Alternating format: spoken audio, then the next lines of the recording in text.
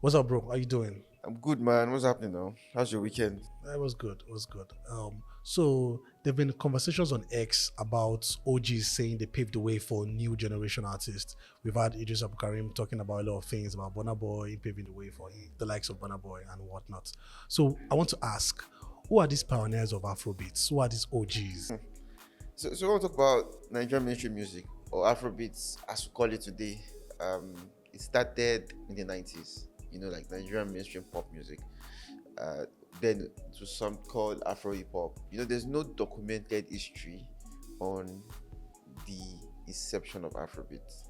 There's even no like generally accepted narrative or how it started, right? But there's like credible narrations from different sources. People who were there, people who were like they were part of the movement from the early days.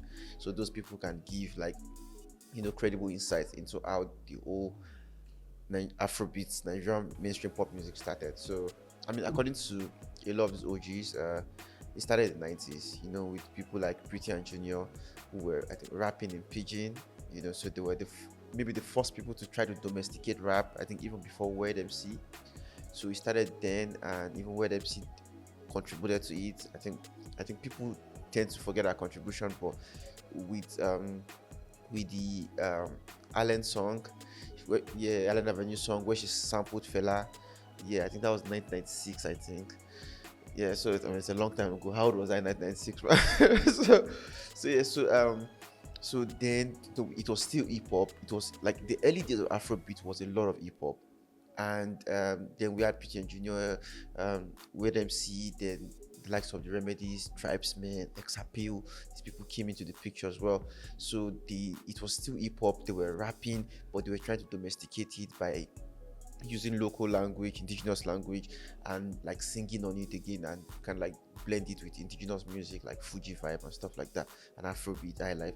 So yeah, it blew up with the Remedies. Shakomo is regarded as the first Afrobeat hit song.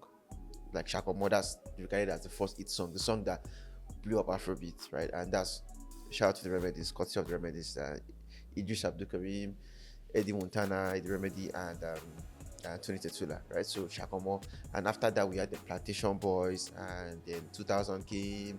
We had the likes of they all went solo now, and from there everything just started playing up till the word Afrobeats. There's no like documented history in when it's like when it started becoming a thing, when people started using the word Afrobeats, right? But going by the words of someone like Obi Asika, I said it started in the 2000s, in the mid 2000s, late 2000s, when they tried to like separate Nigerian mainstream music from being categorized as world music. They wanted to be in the pop categories, they wanted to be in the clubs, they didn't want to be categorized with folk and traditional music from other parts of the world. So that's when the word Afrobeats, uh, you know, became a thing and became popular. So yeah, so I mean, whatever Nigerian mainstream music is today, it started in the 90s, and people played their role. People contributed massively to what it is today. And shout out to everyone who played the big role there, from Junior and Pre to Red MC to the Remedies, Plantation Boys, everyone. Yeah. So if we're going to talk about the pioneers, I think those are the people who we regard as the pioneers of Afrobeats. All right, great. So what does it mean to pave the way for the success of an artist or a generation?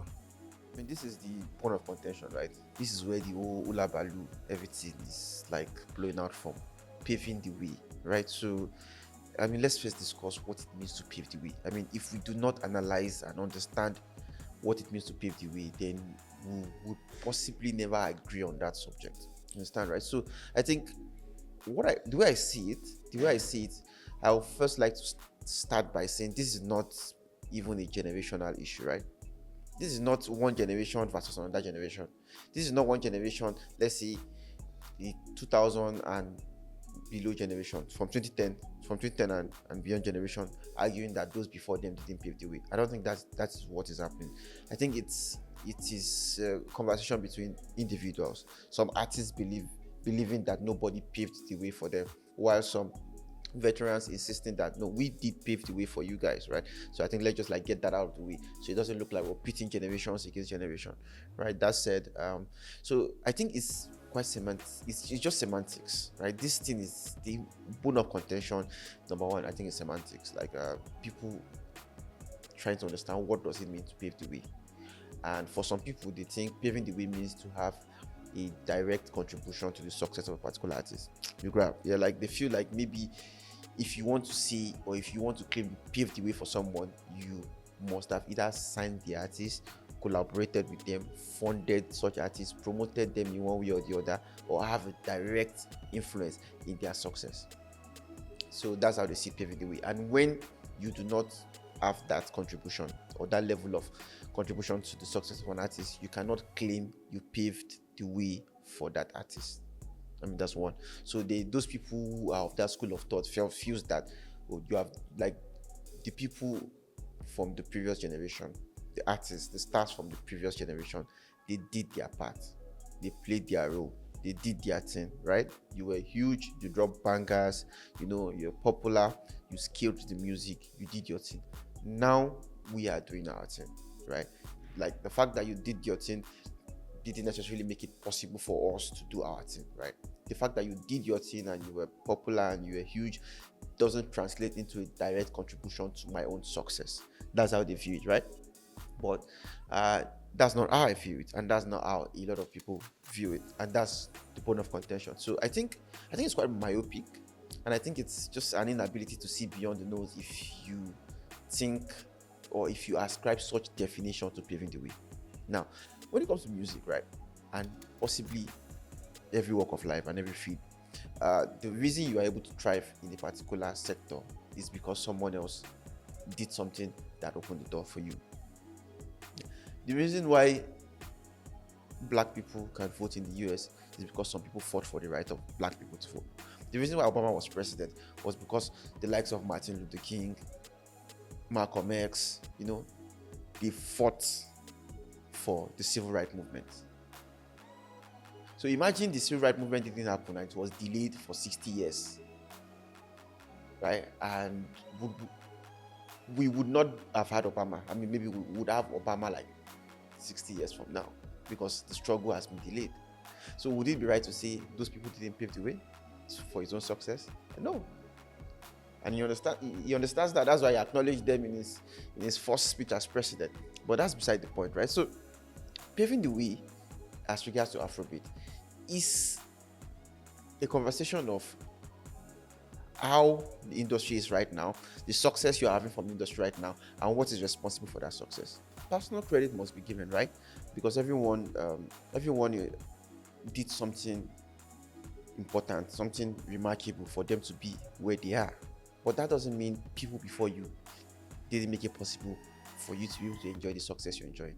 Now, whatever success you have under the Afrobeat umbrella as an artist, as a Nigerian mainstream artist, popping within Afrobeat and enjoying success within Afrobeat, it is due to the effort of those before you who drew the industry, who scaled it, who commercialized the music and made the industry what it is today. If it is not what it is today, then you will not get the level of success you're having today. So these veterans, these OGs, these pioneers, they made music, they commercialized it, they evolved the sound, and without them, the sound wouldn't be what it is today. I mean, Subaba taught us how to make music. P Square showed us how to make proper music videos. The band showed us how to be it showed how to be a 360 entertainer. You understand? How to be a 360 entertainer, a mega superstar. That's the band. When they redefined Nigerian pop music, Wizkid came and added his own. They all evolved the sound. Even internationally, right? Winning the Mobos, winning the BETs, winning the Channel O then all paved the way for international success. Those early collaborations from Two-Face and T-Pain, P Square and Rick Ross, D'banj and Snoop Dogg all paved the way for us to have these mega Billboard entry collaborations. It started from somewhere, right? So someone or an artist doesn't necessarily have to sign you, have a direct impact in your career before you say they paved the way. Now, let me just use this analogy, right? Let's assume I'm trying to get somewhere and there's a huge bush in front of me, right? There's a huge bush in front of me. And I need to get to the other side of the road, but there's a huge bush blocking the road, right?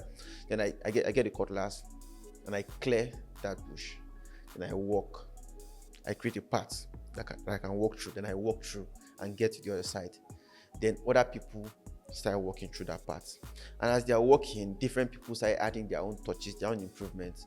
Someone tarred the road. I cleared the path. Someone tarred the road. Someone installed street lights on the road. Someone made the road double lanes. There have been improvements, right? And I was the first person to clear that road and walk that road. But now I didn't have to go bring the next person from his house and say, come and follow this path. I didn't have to go drag them and feed them and energize them to be able to walk that path. No, I just cleared that path and walked through. And the road, that path became visible for others to walk through. Then as others were walking through, they made their own contributions, right? To advance and develop that path. So haven't I paved a way by clearing that path? I have, right?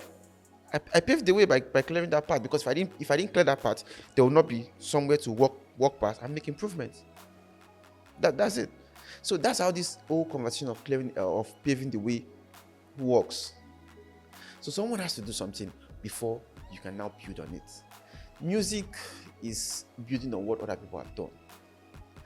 There's nothing you can do now that is not essentially an improvement on what someone else has done. If you want to rap, if you want to combine Afrobeat and hip hop, they have been doing it before you. The early Shakomo is an hip hop song. People were rapping on MC Light's instrumental. All our early Afrobeat songs, they had strong hip hop markers. They were underlined by hip hop. Then we kept evolving. Whatever you want to do now, if you want to put pop, if you want to put R&B, people have been doing it in the past. Which R&B do you want to do now that Star Plus didn't do? Right? You can just bring your own touch to it, but they did it. So the fact that someone did something and made it commercial and made it successful shows that, allowed that particular thing, that particular sound, that particular concept to be popular and to be accepted. And that made it easier for you to build on that. And even though you're able to take it to a wider audience, you are just building on that. So indeed, people paved the way for you. That's how I see it. Right? So it's about understanding the concept of paving the way. And while someone might not have a direct impact in your career, while someone might not have signed you, funded you, maybe promoted you, collaborated with you to spotlight you, the fact that the person had a career that grew the industry, that commercialized Nigerian music, that took Nigerian music from point A to point B, the person paved the way. Because that means you don't have to go and start from point A again. You understand? You can go start from point B and take it to point C, right? And the fact that you can start from point C and take it to point D means that the person that took it from point B to point C paved the way for you. It is that simple and it is that straightforward. It is just pride, ego, and a lack of appreciation of history that make artists and lead people to say things like nobody paved the way for them. How arrogantly and borderline stupid would it be for me to say nobody paved the way for me? The fact that I'm sitting here today, nobody paved the way for me. It is outrightly stupid, right? Because the only reason I'm sitting here today is because the OG Osagi Aloge sat here. It was because Motolani Alake sat here. And that's the only reason I'm here. If they didn't sit here, there's a likelihood that I will possibly never find my way to the scene. They didn't take me from my house, right? They didn't bring me from my house. They didn't send me to school or whatever. But they did pave the way because they grew a platform and sustained that platform till someone from the future generation can come and take over. That is simply the meaning of paving the way. It means building on the success of others. Right, sustainable success is the collective responsibility and the collective efforts of different generations. You do your part, someone else come and do their part, and everyone, like the next generation, they also do their part to keep the movement growing. So internationally, we're Burna Boy because he's the protagonist of this whole stuff, right?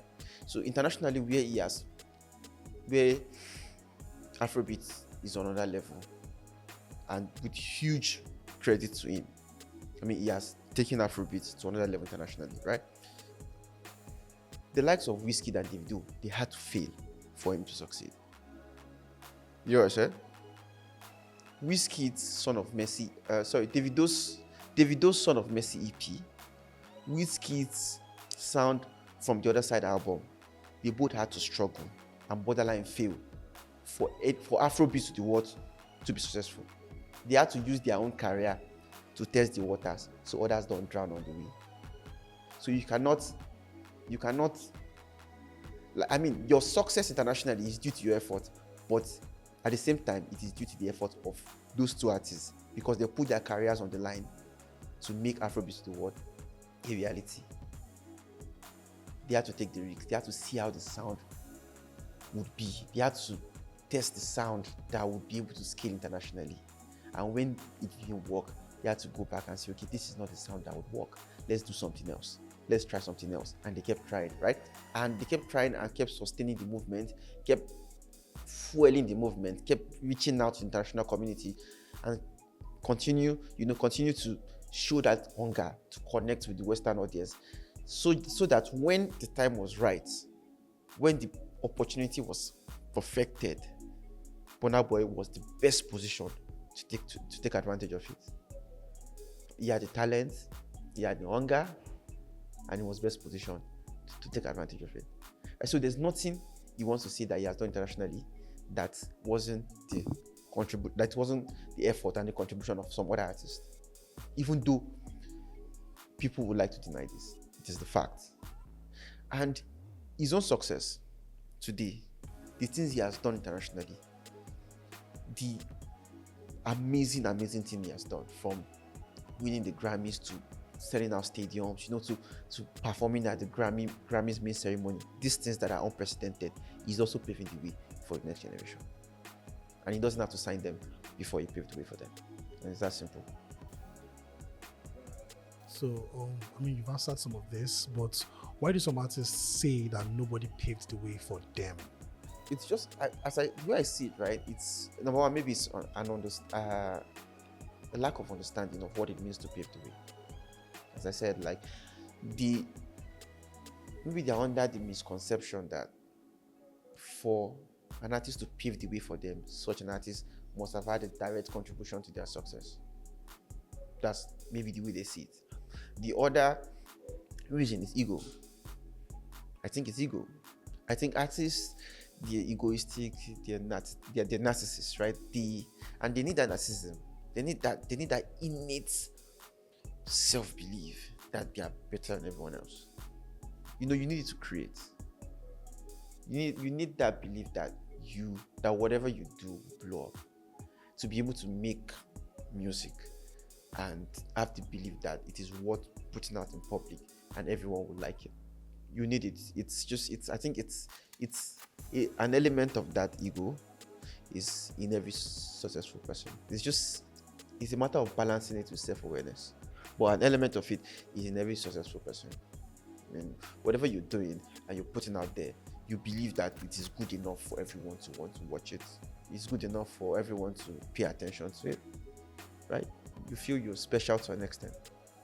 And I think this particular trait, this particular, characteristic is more deposited in artists more than it is deposited in the average human being. And they do not hesitate to show it. So it is ego. Ego is the reason why an artist will say nobody paved the way for them, because they want to be special. They want to feel like they are the first person to create something. They want to be the first strain and the patient zero of a concept, a sound, an idea. And that is why they always come up with different subgenres every fortnight. Afro this, Afro that, Afro, because they don't want to be under the Afrobeats umbrella. They feel like if I call myself an Afrobeats artist, and if I call my sound Afrobeats, it means that I'm just trying to fit into what someone else has done before. I'm just trying to build on the legacy of others, and I don't want that. they don't want to build on the contribution of others. So they want to do something like they started something new. They started something no one has ever done before, even though it is blatantly untrue. Like, it's absolutely false. So it's just ego. Burna Boy that made this statement, he said something that he feels responsible for the creation of the African music performance category at the Grammys. He said it. He said he feels that his success and his pedigree at the Grammys is what led to the creation of that category.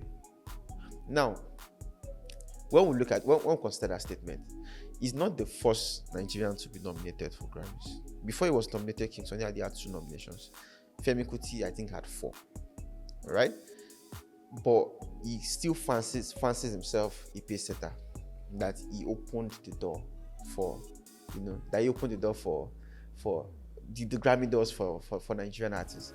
And I don't think it's a lie. Because in terms of the mainstream, he is the guy who made that step. Who made that step up, got the nomination, got the win, and after him, more mainstream artists started having Grammy dreams. But he didn't feature maybe all of the artists that have been nominated. He didn't write the songs for them. He didn't sign them. He didn't promote them. So by his own logic, did he pave the way for them? No. But he's claiming he paved the way because he knows that his own success allowed others to dream of winning the Grammy. And that's how it works. So I think it's a matter of self-awareness and not wanting and understanding that you do not have to shit on the contribution of others, and you do not have to, look down on what others before you have done to be able to see I'm special, to be able to see I've done something others have not done. You can say I've done something others have not done, but the reason I'm able to do this thing is because others did what they did. The reason he has 3 BET awards is because people before him won BET. They didn't just wake up one day and started saying, this guy is doing the maddest in Nigeria, let's nominate him. That started with Two-Face and the Bunch. The Black P-Square had to lose for others to win. You understand? So it is what it is. People had to experiment. As I said, Davido's Son of Mercy had to fail. Wizkid's Sounds from the Other Side had to fail for Made in Lagos to be a success, for African Giant to be a success. They had to fail for others, for Afrobeat to the world to be a success. So you have to be able to put your ego aside and recognize this fact. So the reason why artists will say nobody paved the way for me, the reason Odumo the Black will say that, because I know you said it and I love you. He's my guy, I love you. But the reason you're able to do hip hop and mix it with indigenous sound and add your own vibe to it is because others have done this sound, others have contributed to it, others have evolved it to an extent that you can add to it and present it to the people. Others have walked that path and laid the foundation for you to build on. So imagine maybe 4 years from now, someone new comes with a style that is reminiscent of Odumodu. Would we then, the person now say nobody paved the way for me, nobody did nothing for me? Wouldn't it be a lie? It would be an insult on his own legacy. So it's about ego. It's about keeping your ego aside and looking at the bigger picture. And Nigerian artists, they just seem incapable of doing that. I mean, that's the reason why we don't have streaming culture in Nigeria. We don't stream. I say streaming culture, sampling culture in Nigeria. I beg your pardon. That because we don't sample the works of veterans. We don't want to feel like we got inspiration from them. I mean, and it's crazy because that is how you grow the sampling culture, and that is how you are able to make this collection of amazing music that shape Afrobeat and shape Nigerian music history to be relevant, to continue to stay relevant by always tapping into that sound and letting it define the present and also shape the future. Yeah, so artists need to be able to keep their ego aside and see the bigger picture. I understand that whatever you're doing now is building on the contribution of others, and in as much as you're growing your career, in as much as you are playing the primary role and you're making the music, funding it, it's your drive that is responsible for your success. That drive and that success will also help open the door for people coming behind you. And that's it. It's that simple. It's that simple. So the reason why artists feel nobody paved the way for them is simply because they are reluctant to give credit to people before them. They are reluctant to admit that people inspired them. And as I said, that's why we don't have a sampling culture, because we do not appreciate those before us. We don't have that culture. We don't want to make it look like we get inspiration from those before us. And instead of like borrowing from the past to impact the present and also shape the future, we just shy away from it. We don't want to acknowledge it because they don't want to look like, oh, I got inspiration, I was inspired, I was influenced by so and so artists. They want to make it look like it is me, I'm my own inspiration, I'm the best. I like nobody from history inspired me, blah blah blah, and I don't need them. And that's just like a very, very bad mindset that is just not going to make the industry grow, and it's just not going to make us appreciate history. And that is why issues like this will continue occurring, because we do not appreciate history. If we appreciate history, then we understand the meaning of paving the way. We won't be having this entire conversation. All right. So finally, I would like to ask, is there a problem of giving credits in the Nigerian music industry? Yep, I think absolutely. I think as an industry, we are unable to give credit the way it should be done. I mean, it's just a few years ago we started giving producers credit, and paying them their worth. Till now, there's still an issue of there's still a stigma around using songwriters, because artists are reluctant to say this person wrote that song for me, this person contributed to this song. Then misguided fans as well will mock you that you use the songwriter, you cannot write your own song, that you sampled somebody, that you're a sampling merchant and stuff like that. It's like miseducation, right? And it's because we do not have a culture of giving credit. And the reason we do not have a culture of giving credit is because we do not appreciate history. It's a Nigerian problem. You understand? We do not have the culture of appreciating history. We do not look at the effort of the people before us and say this is important, this is what took us to the position we are today. We don't have that culture, and that's an issue. And the fact that we do not give credit also has led to a situation where we are unable to cater to veterans. The industry cannot, and the industry do not cater to veterans. Now, so these veteran artists that did had impact during their days, and their contributions led to the success of Nigerian mainstream music. We don't have an industry that caters to veteran artists, right? These veteran artists that had impact, success during their days, and it is that success that contributed to the current growth and commercialization of Nigerian mainstream music, to the commercialization and international success of Afrobeat. We do not have an industry that can cater to them. So after they bow out of the limelight, after they leave the spotlight and they stop making music, that seems to be the end. We don't sample their work, so that means it is just there, almost forgotten, except when people remember them for one reason or the other. The country is not economically buoyant. People are poor, insecurity. There are no institutions, there's no structure where these artists can go on tour, and perform the songs and make money off their catalog by relying on nostalgia and everything, the way it is done in other parts of the world. The way a veteran artist can go to get maybe a Vegas residency, go on a nationwide tour. 50 Cent recently did a massive world tour. We're not able to do that yet.